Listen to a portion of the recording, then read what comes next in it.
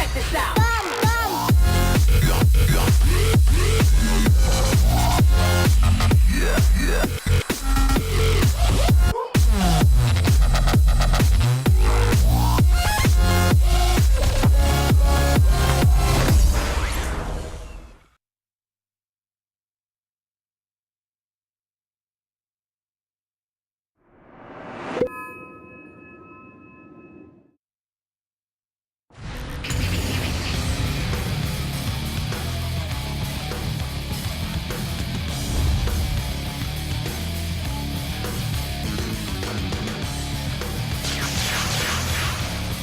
Let's get cracking!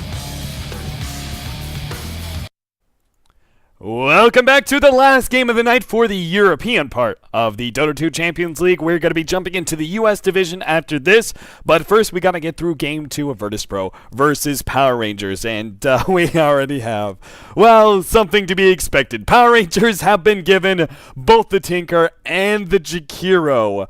I'm not sure how I feel about this, but we'll see what my co-caster has to say about it. Naha's going to be joining me once again. Well, it's as simple as this, my friend. If it ain't broke, don't fix it. Moon is now 3-1 in his last 4 games as Jakiro over the last 3 days, and he's just been so successful in generating pressure with this hero. I guess you keep running it until somebody shows you they can beat it. I did get a chance to look up some of the stats in between matches, and it turns out there's a reason that what happened in the last match happened. That was Sidoi's 7th straight loss on Elder Titan, and that hero, Elder Titan, is only 3-10 overall this month in competitive matches. And for exactly the reasons that we saw, I think that bottom lane really was the story of the game. We were focused on Cheshire Cat having trouble with his Batrider, but it really, in the end, did not matter with as much as Moon Jakiro was able to get down bottom. Of course, you know, the new meta cliff jungling is something that I won't soon forget. But anyway, let's get into this match. Razor on the dire side, that's almost certainly going to be BZZ's hero. God is generally their mid, but he's not necessarily comfortable on the Razor from what I've seen. Of course, the Mirana will probably be going to Jotum as another roaming support. We expect to see shot slow on that Tinker. He's been extremely explosive, as we talked about in the first game. And look, if that Jakiro was able to create so much space for the core Naga Siren in our last matchup, no reason to believe it can't work just as well with the Tinker.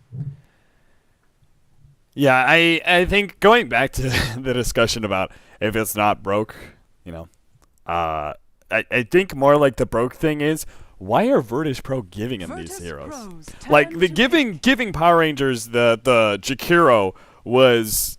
okay, that's kind of fine because they got the Tinker in exchange. But giving them the Tinker and the Jakiro, I mean, Virtus.pro, I guess they know this kind of lineup, this kind of draft so well, but maybe they can counter it. That's an idea. But in general, I'm going, you just gave Power Rangers the 2 heroes they wanted the most out of that draft, and you probably knew that. So they either blow my mind with some serious counteraction here, or they lose the game. that from my mind is already the setup from just the first 2 pickups. We're now going to have a Wraith King picked up though by Virtus.pro, which is a nice little frontline hero, maybe a good initiator if he's able to get a Blink Dagger. The second set of bans came out though, and Power Rangers like their especially their bans, so they took away the bug jump. Right, which makes a lot of sense against the Tinker. We've seen this ban over and over whenever Power Rangers grab the Tinker. But then the Silencer, which wrecked them pretty badly. Na'Vi displayed quite some brilliance with the Silencer core pickup for Dendy in their first game up against Power Rangers, and it wrecked the Tinker pretty badly. So I like that ban away quite a lot. Virtus.pro, meanwhile, took away both the Bristleback as well as the Bane. Yeah, I like the Bristleback ban too, because that's a hero that that Power Rangers have showed that they can really play. Cheshire Cat's been fairly good on that hero from what I've seen.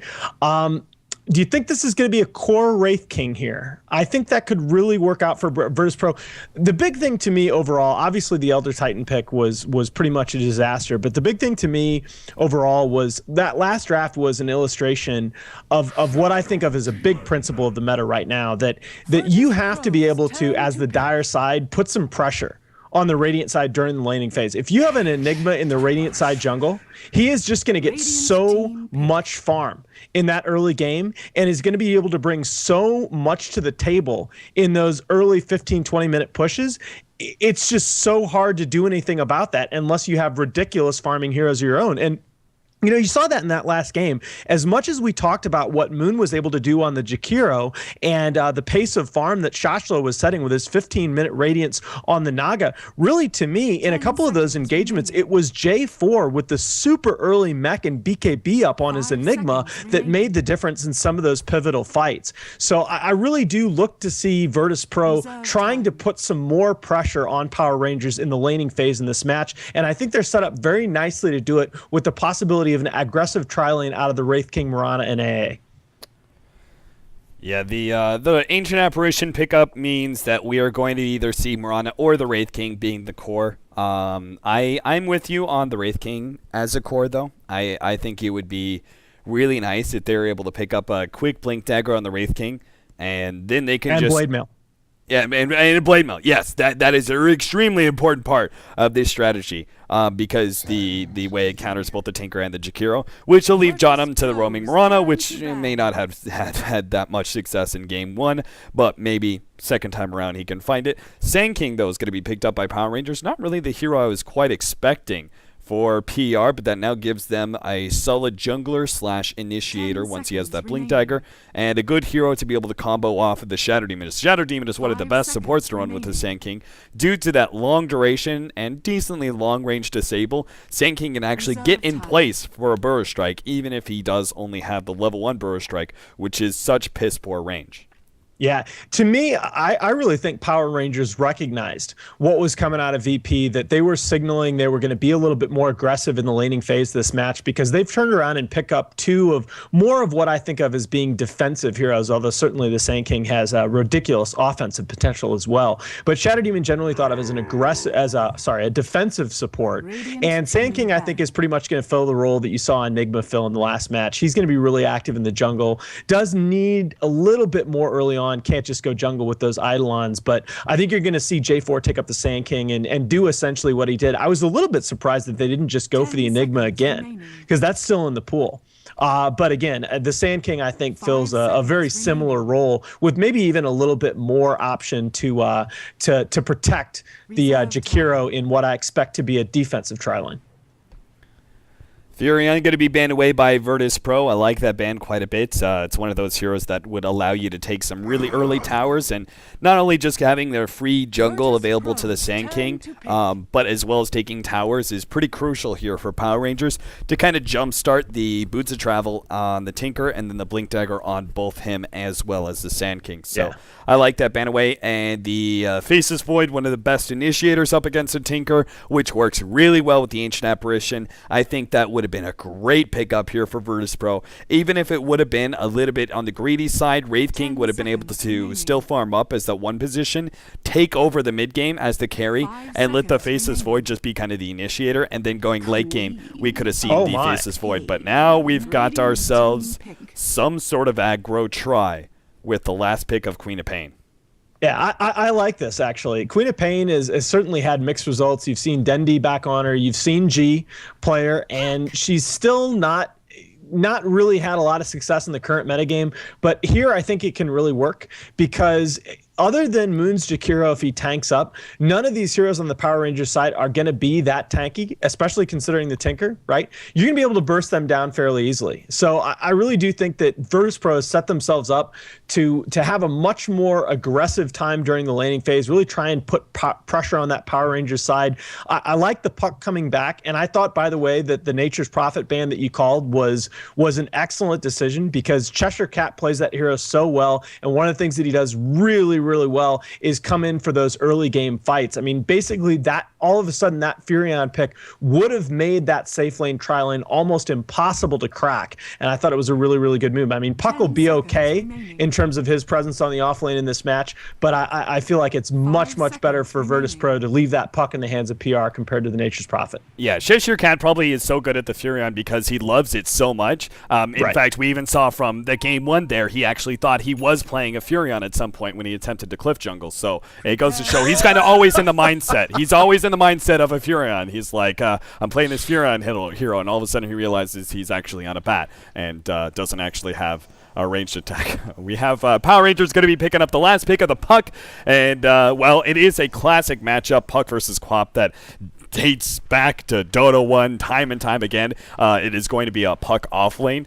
He's still going to be an excellent hero versus everything that virtus.pro picked up. It has the right amount of survivability against all of these heroes. Phase shift is effective versus so much of virtus.pro. A lot of it is missiles. A lot of it is you do have time to get that phase shift off. Not so much of it is instant. And then on top of that one, it's a really good disable versus any of these heroes. Silence is going to be so critical versus these more mobile heroes. Moon! Oh, God. Oh, no. First blood. Chilling touch as well. Like, it wasn't, like, the arrow itself wasn't an easy enough kill with the static link and everything else. Chilling touch just lets them get that first blood that much faster, and they're going to start off taking control of the jungle, blocking out some camps, and virtus.pro off to a much better start than they had in game 1. Yeah, so you can see right away that they have shifted Seedoy over into what is going to be a core position Mirana. Yolo and Jadam will probably spend most of their time, I think, still down here on this bottom lane, but they may look for some early game rotations as well. So I really like how they've chosen to lane this again. You know, I think the Wraith King, if it were me, I would tend to put him in the support position here, but I think either is just fine. And I mean, it's nice, obviously, that you're able to get the first blood on your core. In either way, I think that Yolo looks for that early blink dagger and blade mail build and can really put a lot of pressure. You've seen that build cause trouble time and time again for Tinkers in these kinds of matches. Yeah, I would have expected like the Wraith King to be the like kind of AFK farmer in the top lane and have just Ancient Apparition supporting him and then have Jadam roaming around with the Mirana. I honestly would have preferred to see that, but I don't think there is any advantage. It's just a different kind of play, right? So I don't think it's better or worse to run the Mirana as the core. I just think that it just results in slightly different play, and it means you're not. But you would have wanted to see the Wraith King top. That's interesting. I mean, maybe an aggro try is possible. I mean, they had to run an aggro try. I forgot what their heroes were. BZZ is going to be caught out by the rotation from J4. Oh, man. He was sitting here for quite some time getting the sneaky gank, and that now gives Cheshire Cat a big advantage because he would have lost 1v1 versus the Razor. Yes, big time. I mean, Puck gets crushed in that lane, and that's a little bit odd by BZZ. I mean, you really do, especially at the beginning of the game, in this meta where the focus is so strongly on early support rotations. I love it. All right. Oh, my Kills goodness. himself before Yol can actually get to him. Nice. Why not? Why not? Nah, they're going to go for a dive, though. Yol leading with the right fire blast. Seedoy follow up with the arrow. Moon will be hit by that one. And the disruption from Soneko will actually interrupt that amount of damage. And Nice dodge.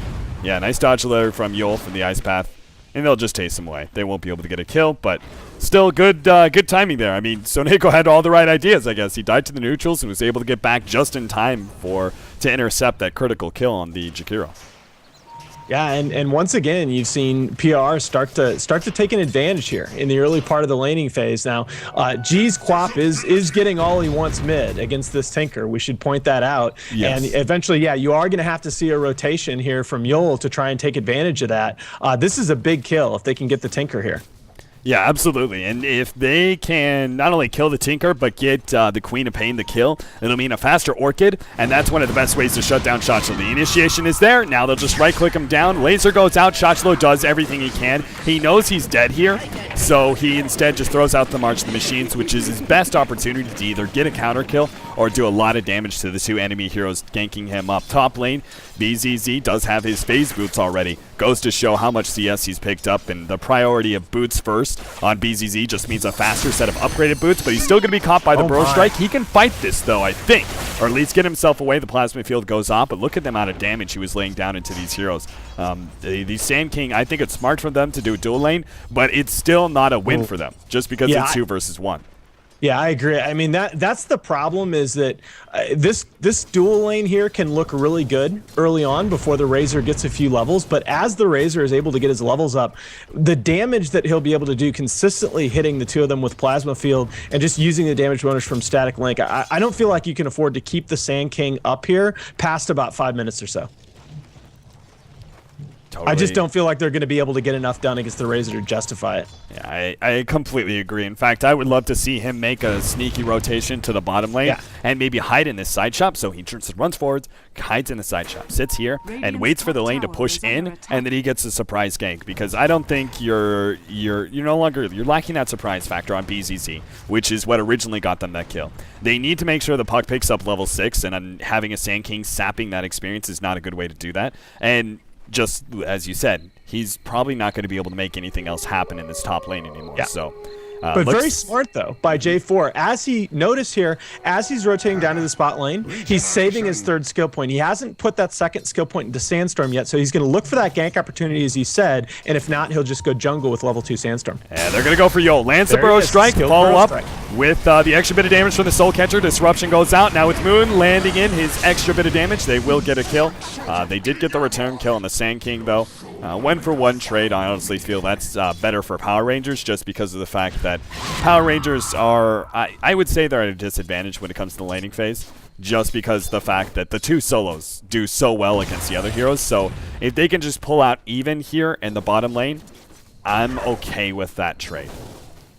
Yeah, the only thing I would say to that is I think it's big for VP just because they forced J4 to put that level 3 skill point into Burrow Strike instead of Sandstorm. So he needs at least another level before he can really go think about picking off those camps. That's true, but at the same time, he still has he still had the camps were blocked up for a really long time. He still has to actually stack those camps. So yeah, that's true. He may not miss out on any time by being forced to do that. He's going to go back to the top lane now with that rotation. They do have the ward on the Radiant side. No vision from the Dire side of this top lane. So they may be able to count it out. Middle lane, God is going for a kill on Shochlo. Does not have his ultimate, but he does have a second Scream. Not going to be enough, though, as Shochlo keeps himself alive. The teleport in from J4. Won't be able to find a kill. Bottom lane, they do get a trade. 1-for-1 there. Jakiro in exchange for the Wraith King, which is favorable for virtus.pro. So Neko couldn't quite get the Mirana. And the carry of this aggro try will survive and be able to back himself up and get upgraded boots as well. Gosh, chilling touch, just doing work in these exchanges. I mean, you can just see the regularity with which AA is putting that down, and just the right clicks are doing so much Top lane, BZZ already has the static link out on Cheshire Cat. It's going to be forced to block that one, and then immediately jumps the orb. That was very well timed. It's still not going to be quite enough. If only they had level 6. J4 doesn't have enough mana for a Burrow Strike. I'm not sure why they're still diving this one. Orb is going to come out. They're going to go for a couple right clicks here. The orb isn't going to connect, that's for sure. And he doesn't even try and get to the orb. I'm not sure why they tried to dive that. That was never going to work in my mind. If only they had level 6, though, from Cheshire Cat. He was so close. Maybe that's what he was trying to do, is get the orb and hope the creep wave would die. He would pick up level 6, teleport to the orb, and then he'd have the long-range coil. Sineko's in some trouble. He may have picked up a double damage. That doesn't mean much against a 2-versus-1 battle. If he's really lucky, and if he's good, he'll either teleport out. Nope. Wraith Fire Blast will stop him. He chose. There's two different options here, and the Wraith King did get the right one. Yeah, no, that's all right. I mean, I don't mind that attempt. Just waste a little bit more time. But again, this is why I think that death on J4 Sand King could have been pivotal, because with the second point in Burrow Strike, he felt like he had to go back up to that top lane and try and get something done. Now, G's Queen of Pain with an extremely aggressive rotation, taking advantage of Moonlight Shadow here, probably looking for J4 in the jungle, but not going to find him. Yeah, you can see they are putting so much attention to shutting down this Tinker. I mean, God was just looking for the Tinker, farming up these two camps, which wouldn't even be stacked because the wards were up for so long. They just placed another ward to block out ancient stacking. So Tinker is relying solely on laning experience and gold to be able to pick up his boots of travel, and that is really tough because that basically means you're going to be in lane until like the 15-minute mark, still trying to farm up your boots of travel, going up against the Queen of Pain, who is... and look at that CS gap. I mean, that's ridiculous. She's up by over 30 CS on a Tinker here at the 8-minute mark, and that's exactly right. Tinker is not the strongest laner. He relies on those camps to help him make up that gap and eventually pull ahead. Pretty simple kill. BZZ rotated to the bottom lane, Wraith Fire Blast with the maxed out static link going on. Such a difference between last game and this. If you look at the laning performance up here, we have a fight on the top lane. Yeah, Jotum should die here. Nice dodge of the arrow from Cheshire Cat. and they won't be able to get anything extra off of that one. In fact, God may be able to get a return kill. He's coming in with the haste rune, gets one, throws out the ultimate, and is going to be able to kill J4. And just leaves it at that. He uses haste rune, go back to the middle lane, while this dive on top lane. Jakiro is not the highest level right now. He's sitting at level 6 for a carry, sitting in the safe lane, fighting up against BZZ's level 8 Razor right now, who is soon going to have a mech. Certainly way before Moon will be able to pick up his. He doesn't even have a single component. And this is exactly what we talked about during the drafting phase, that I think VP said as a team, okay, we know we're going to be facing this core Jakiro. We have to have a plan to lock him down during the laning phase, and they have done exactly that. There could not be a starker difference between the start that he had to last game and the start that he had to this game. And once again, boy, you talked about trying to put pressure on this Tinker. Look how far up BZZ is in that Radiant side jungle. J4 is going to run into BZZ on the side. Burrow Strike hits him and gets himself away at the same time. Very good stun by him, and doesn't look like this rotation from Virtus.pro will be able to work out. Cheshire Cat does have a coil up in 12 seconds. That's going to be too late for them, and Virtus.pro will be able to extract themselves from that game. Yeah, I got to say once again, it feels like I've said this several times in our cast lately, but I'm really impressed by the resilience shown by VP. I mean, they have played some long games. They've taken some heartbreaking losses over the last week or so, and they've shown in the second game of these series that they're able to come back with a better plan, with their heads on their shoulders, and really get themselves right back in it. I think that it's very easy when you have a loss like that last game. That's just discouraging, especially if you're Seedoy, but they're able to come right back, and I think that's the mark of a good veteran team. Double damage going to be picked up by God, by far one of the most deadly runes in the game right now for Queen of Pain, who is such a force on the map right now. He may not have his ultimate, but it's going to be up here in just another 18 seconds, and he doesn't necessarily need it with the double damage rune. He's going to be hitting even harder thanks to the double robe of Magi that he's going to be building into an Orchid. And he is still, despite the fact that he's moved around the map, he's gotten 2 different kills, one including all the way up at the top lane. He is still way and far out ahead when it comes to the CS. 61 and 21. That's almost 20 CS ahead of the Razor, who has been kind of free farming the top lane for quite a while, and is just only now in the last minute or two rotated to the bottom lane. Yeah, and I mean, these are the kinds of games that you see from G. He is just such a high-risk, high-reward player. We are going to see an initiation here by Cheshire Cat's Puck. Should get the kill on Seedoy's Mirana in the top lane. Yeah, the arrow comes out. Cheshire Cat doing a great job being very patient there, dodging all of it. Soneko will be the return kill, though. Couldn't even get off the disruption on himself and will die. So a support for a support is actually quite good there for Virtus.pro, as Cheshire Cat had to blow a lot for that engagement. Bottom lane, BZZ going in for a bit of dive here. The stun onto BZZ. Not really sure if they have enough damage to finish him off, though. Shotshell is going to come in with just a level 2 laser and a level 1 rocket. Surely not enough damage. Middle lane, God is going to be gone on here. A little bit of extra damage from the liquid fire, but he will be able to heal up with the bottle. And Jotum will also take another liquid fire from Moon, but it seems like the Jakiro is just not going to have the same impact in this game as the Jakiros in the past, and now we have a mech up for BZZ. Seedoy runs into a couple of heroes here, but it doesn't look like they're actually ready for this fight. The Burrow Strike comes down. Seedoy goes, oh, there were 2 of them, and I've just chased away both, and if this arrow lands, oh my goodness, not going to be able to get Shotshell. The Ice Blast, though, is on target. Shotshell, bye-bye, buddy.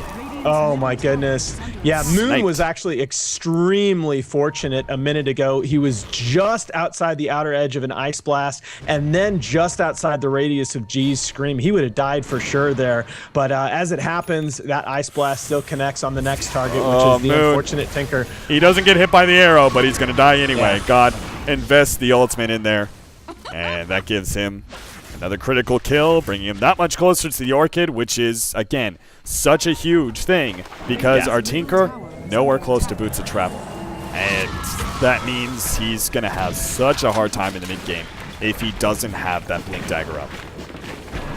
Yeah, and this is kind of the same situation that we were in, I think, in the last match, just in the opposite direction, where one team just off to such a commanding advantage. And you know, I started to make the point earlier that this is just the kind of game that you see from G. He's just, he is so dramatic as a snowball player when he gets an early game lead, but the problem that he's had all along has been consistency, and that's why I really like this new VP roster. I feel like these supports that they've got now, Jottam and Yol, are so much more stable and are going to be able to help G when he gets off to maybe not the best start in the laning phase, still have the kind of impact that he's capable of having on the game.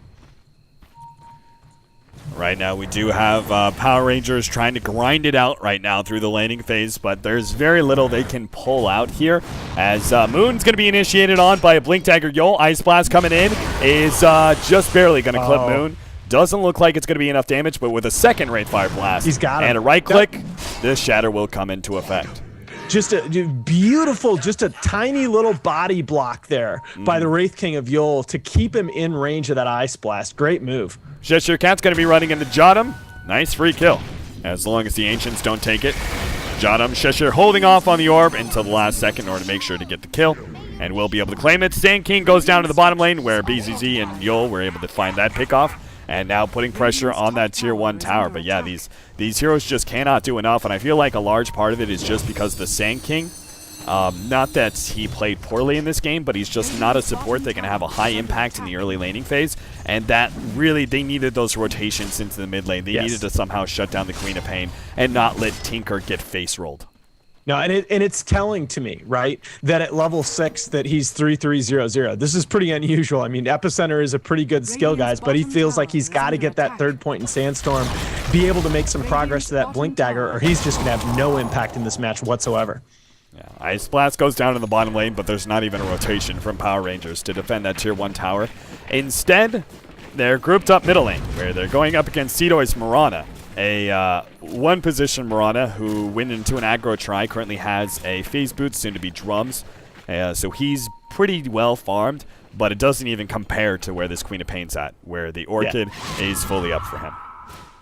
No, I mean, this is just the nightmare scenario for going up against the Queen of Pain. She and Storm Spirit are the two heroes that, you know, they get Orchids up around that 15-minute range. It's kind of like Timbersaw when he gets a Bloodstone up super early. They can just take over a game because the amount of damage, of sustained burst damage that they're capable of is just frightening. Coupled with that mobility as well. Yeah, I mean, he picked up a Blink Dagger on a support Wraith King so early on. And Oh they my haven't goodness. even taken this many towers, right? And that's the thing. It's about to travel up at 16 minutes here for the Tinker. I don't see how he'll be able to defend his tower, especially with this Orchid up. No way. And the Orchid is going to be like so much over-aggression at this point, the Virtus.pro will start taking towers. And when they do, that gold lead's going to fall even steeper. Cheshire Cat's going to be picked up by the Orchid as, well, Disruption is going to save him from the Orchid prop. The ultimate goes out anyway, though. God's going to be able to clean up that kill. Seneko on his way out. Ice Path not going to hit on the Razor. They might. No, Wraith Fire Blast will hit him before. And Yol is now dominating. Arrow goes out. Moon able to dodge it. Same goes with Shotchlo. March of the Machines. They just don't seem to care. They man mode their way through that March of the Machines. Ice Blast going to come in. Shotchlo hit by the Wraith Fire Blast. The follow-up Starstorm. And they have enough nuke damage to bring him down. And it goes to show, like, March of the Machines, when you're just able to run right through it without any problems whatsoever, the game is over for the Tinker, because Virtus.pro are now just going to use their mass initiation, their mass amount of mobility. If they don't care about running into March of the Machines, then they will just get kill after kill, and just there goes the first tower, right? The first tower in quite some time. I thought you made a great point a moment ago, though. You have to compare to the last match, right? Because in the last match, Power Rangers had a similar gold lead, but it matters where that gold lead comes from. Now, I don't discount tower gold. Cedo is going to take a death mid here, so Cheshire Cat is playing a nice game on this puck.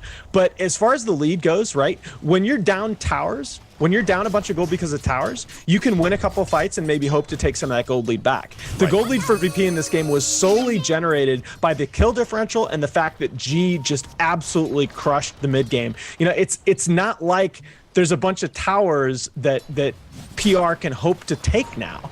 I mean, they're just so far behind, and the gold lead for VP is only going to get bigger.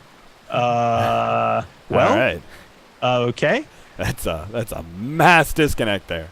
So, thank Ice Frog for the Valve servers, but we're good. We're good. Everybody's back.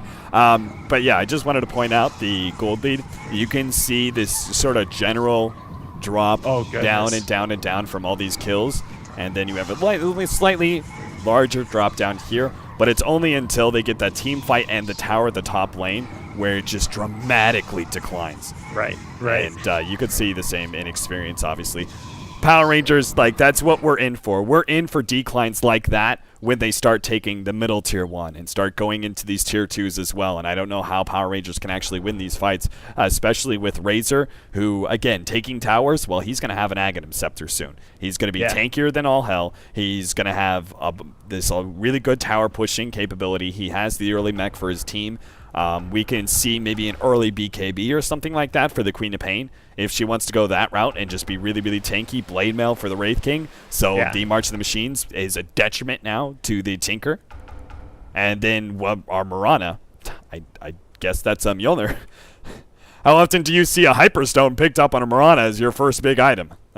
Well, I mean, how often do you see a Marana up by 15k gold at 18 minutes? I think I think the answers to those two questions are the same. And yeah, you pointed out the Blink Dagger from Yule's support Wraith King a couple minutes ago, but I mean, he's halfway to his Chainmail to his Blade Mail. He's going to have that up by about the 19-minute mark, and that's just crazy. You know, that's not a horrible time if you're a farming core in an aggressive tri lane. It's not necessarily ideal, but it's not horrible either. And for him to have that as a support at this point in the game, ouch. 7-17, 18 minutes in. Virtus.pro are beginning to get to the point where they are just going to overwhelm Power Rangers. It's just all about the question of execution and where they're going to be striking. It looks like Virtus.pro are going to go in for an invasion into the enemy jungle. They already have this ward up, so they know some heroes are here. They're going to see the Shadow Demon. Orc it up. A couple of right clicks, and Soneko looking for the deny on the neutrals isn't going to be able to get it.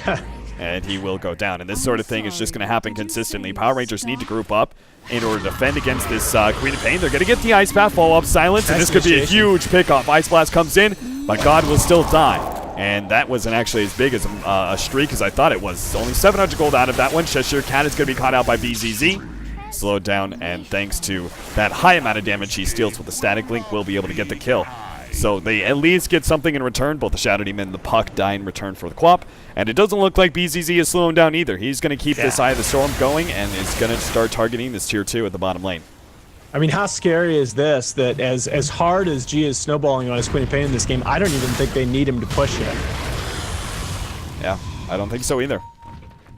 So it's tough because Power Rangers certainly still need a lot of gold to actually have some mid-game items. BZZ is using the jungle vision here, that little bit of shadow area to hide, but won't be able to find an opening. Anyway, going back to it, Power Rangers, they need to spread out and get farm in order to recover, such as like the Blink Dagger on the Sand King. Yeah, almost there on that. Yeah, he is almost there. We already have the Blink Dagger on the Cheshire Cat, so they do have at least those two initiating items. Shot Slow still needs his Blink Dagger, though, and at the same time, they can't afford to split up because Queen of Pain will just constantly pick them off if they do. Shot Slow is going to be hit by the Wraithfire Blast, and Ice Blast does hit on him, and not quite necessary, but it'll still do the trick.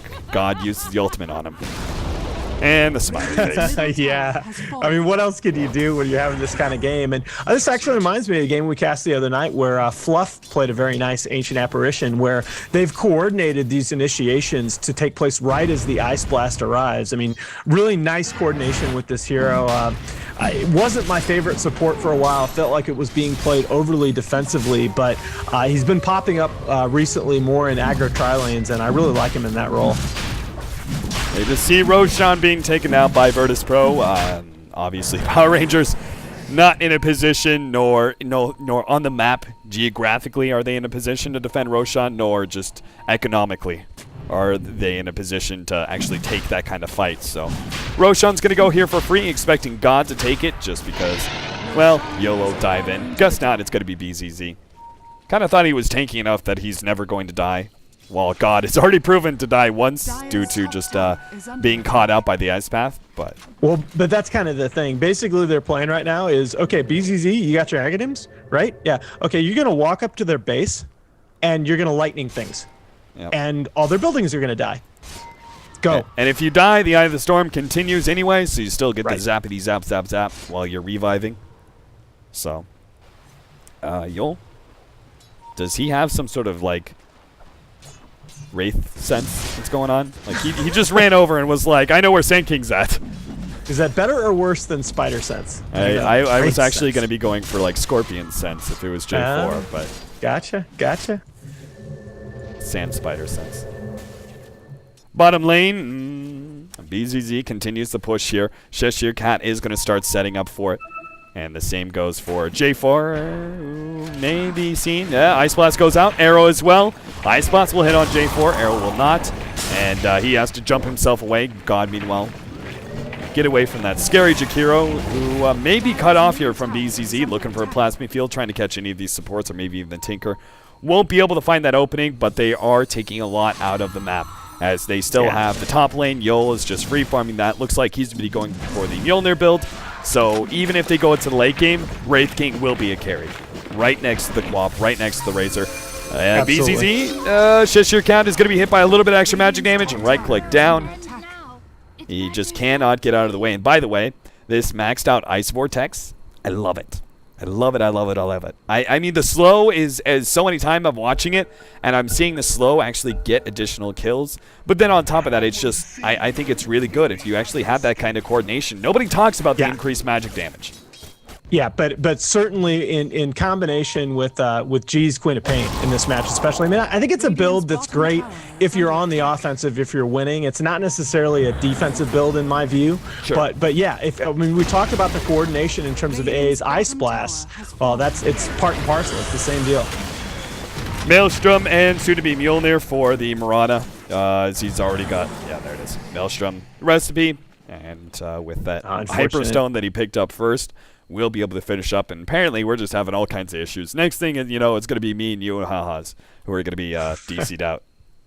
Yeah, it's our turn, I guess. Now, you were talking about the Wraith King and the fact that he is going to become a carry in this match, and that's absolutely right. I mean, Wraith King, if you look at Heroes win rates past the 40-minute mark, Wraith King and Naga Siren are the top two in the last couple of months. Wraith King, even from the 4 role, has been making the transition to the late game extremely successfully in these matches. Arrow goes out while the rest of virtus.pro will start setting up on this tier 2 tower. Doesn't look like we're going to see defense here from Power Rangers. They have yet to hit an Epicenter. Have you seen an Epicenter? No, I don't. I'm not entirely sure that they've cast the spell in this match. But again, they've been on the back foot. They've been in a situation where if they miss one, it's almost GG right there. So I understand you got to be really careful how you use it, and it's so tough to set up a fight, right? Because you've seen for the last 3 or 4 minutes that that VP have been pushing all 3 lanes, and you're not ready to initiate solo on Yol's Wraith King or on G's Queen of Pain. So yeah, there just hasn't really been a spot for it. I mean, J4, there's just no way to tell it differently. He is as good as he had a time on his Enigma in the last match. He is really struggling in this game, and I think it all really started with that level 3 rotation. Well, while we wait for Power Rangers to come back into the game, let's take a look at that gold graph, where we remember that steep incline that we had about right there. It seemed to level out here for just about a minute and a half, and then it's continued to drop farther and farther down. And as the rest of these tier 2s go down, first in the middle, then into the top, we're going to see about a 25,000, maybe even reaching into a 30,000 gold lead before virtus.pro even attempt to push uphill. They also have the Aegis to fall back on still, which is for the Razor, BZZ. And they even, they're not even at the peak of their power yet. Right, this isn't even their final transformation. They still have BZZ, who can get the level 3 Ice Storm. We have Queen of Pain, who can also get a level 3 Sonic Wave. And then, again, the late game possibilities of Wraith King turning into a carry himself, as he's been farming up, almost has a Maelstrom. And it's actually really amazing how fast a Wraith King farms once he has a Maelstrom. He's actually a really proficient farmer, surprisingly enough. Yeah, and this is also, I wanted to make the point because we talked so much about the core Jakiro in the last match. This is the flip side of that, where if you are not on the offensive, I have not felt the impact of the core Jakiro at all in this game as magnificently as Moon played in the last match. What does Jakiro really bring to the table here? I mean, okay, Liquid Fire does do something in holding off the push, but 2 of his spells are all but useless. Dual Breath and level 1 Macropyre aren't going to really do that much in these engagements, and he's going to have a hard time setting up to hit any kind of multi-hero ice path, which he's chosen to max alongside Liquid Fire. So just a really, really difficult situation for the lineup that they've chosen. This is part of the thing that why I say, as strong as Core Jakiro can be, that I'm not fully convinced about him as a concept in the metagame yet, is just because a hero has to have a way to contribute in different situations. You can't have a hero where if you get behind at some point in the match, just totally goes away. That's part of the reason why I don't like Lich, right? That if you get behind and you're not able to do what you do in the laning phase, that Lich really, really has problems. Frost Armor's still good, but it's just not enough. Here, Liquid Fire is still good, but by itself is just not enough. Well, if for some reason Shotula said a little while ago that they cannot reconnect. Yeah. Somebody cannot reconnect. Apparently, they still want to go for the low tier. So Power Rangers, at least keeping their spirits high, have some hope for this game where we don't have quite as much. But, okay, so it does look like we might have a remake coming. And again, you know, these teams take this very seriously. This is their job. This is their livelihood. Oh, wait.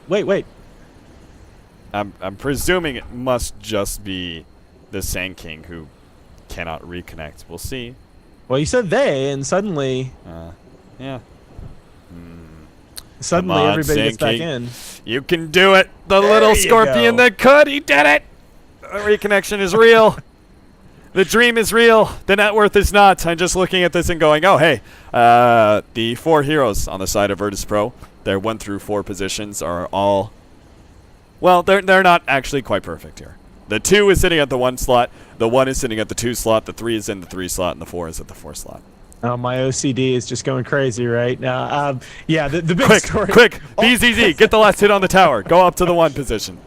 Yeah, all you need for me is all you need to see here is that the 4 position Wraith King Yul has a slight lead over Shotula's Tinker. That pretty much is the story of the match right there. So, now that they're reconnected, Yul says they're ready. Waiting on Power Rangers to say that they are ready. I wish I could see fantasy points. Like, I wish fantasy points would show up during the match. Because then I would at least have another graph to look at right now. I'm just like... Yeah, I'm glad you said that. That's not a hard thing to implement. And Dat Dota has got live match stats working now, and there's no reason that Martin couldn't just plug that into a formula. Yeah, because I've always like had this extra screen that says fantasy points, and I've just never looked at it because I was just like, I don't really care. Like fantasy, I'm not gonna bring that up in a cast. Well, apparently, I will eventually, as it's something to look at right now during these really long pauses. Items though are a thing, and I guess the thing that we'll look at. Cheshire Cat is going to be building into a Yule Scepter. We have Moon, who is Yule Scepter, I guess, for him as well. He's got a headdress, but he isn't actually finishing up mech, so... Yeah, I mean, I feel like in this game in particular that I mean, mech falls off pretty quickly after the 25-minute mark anyway.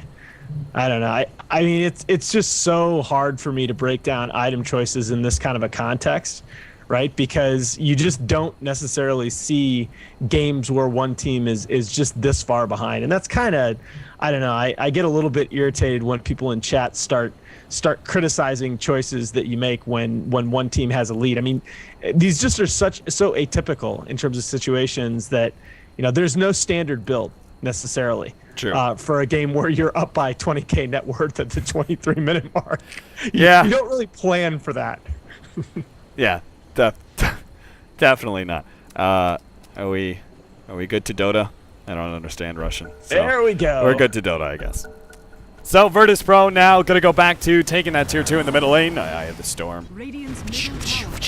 Burns away the tower's HP points. And they'll probably go to the top lane where the push, I believe the top push is coming. Either way, they could rotate there, push in real quickly, and take another tier 2. And again, just let the Wraith King do his farming thing. And since he feels pretty comfortable with just taking away the enemy jungle, which is one of the most efficient ways to farm when you hold this kind of lead, is just make sure you take away their jungle. It's a good way to farm and also limits their farming as well. Moon is just going to have to teleport away from BZZ. And BZZ will use that extra 140 damage to expertly last hit creeps. Yeah, I mean, this is exactly what we saw from the Naga Siren coming out in the last game, that when you're this far ahead, you can just choke the other team out. I mean, there's not necessarily any reason for you to take that risk and push high ground right now. Oh, Tinker is seen by the Ice Blast just barely. It doesn't actually land. Shotchlo, though, will have some serious regrets of using that March of the Machines. Either way, he was dead, though. So Yul had him cornered there. And good awareness, though, by the Ancient Apparition. The moment he saw that teleport, he immediately threw out the Ice Blast. Bottom lane, we do have the Queen of Pain, who was able to get the Sand King. Meanwhile, at the top, the puck is picked off by the Marauder. So, kills missed on both of the side lanes. Good job, Capitals. Yeah, I think they hate us. I mean, let's just synchronize kills in all 3 lanes to annoy the casters. I'm sure that was the talk that was going on. Now that they're complacent with that 5-minute pause we had, quick. That's right. Force a lot of action. and now I think I'm hearing things. I just heard a Faceless Void time walk, and I kind of freaked out. I was like, "Where's he going?" And then I was like, "That wasn't the time walk sound. There's no Faceless Void in this game." Yeah, I've been getting that lately. I've been getting, like, if I look at cosmetics or something on a hero. God's dead. They got him. They got him. Okay. They lost to Tier 2 in exchange, and the immediate buyback from the Queen of Pain. She's like, screw you guys, I'm ending this game. I'm going to join the rest of my team, and they're going to push uphill. We have the Aegis. We have 4,000 gold on BZZ right now, who I guess he's going to choose to just hold on to buyback plus Boots of Travel to jump in onto Moon with Yul having a Mjolnir, Static Charge plus Blade Mail.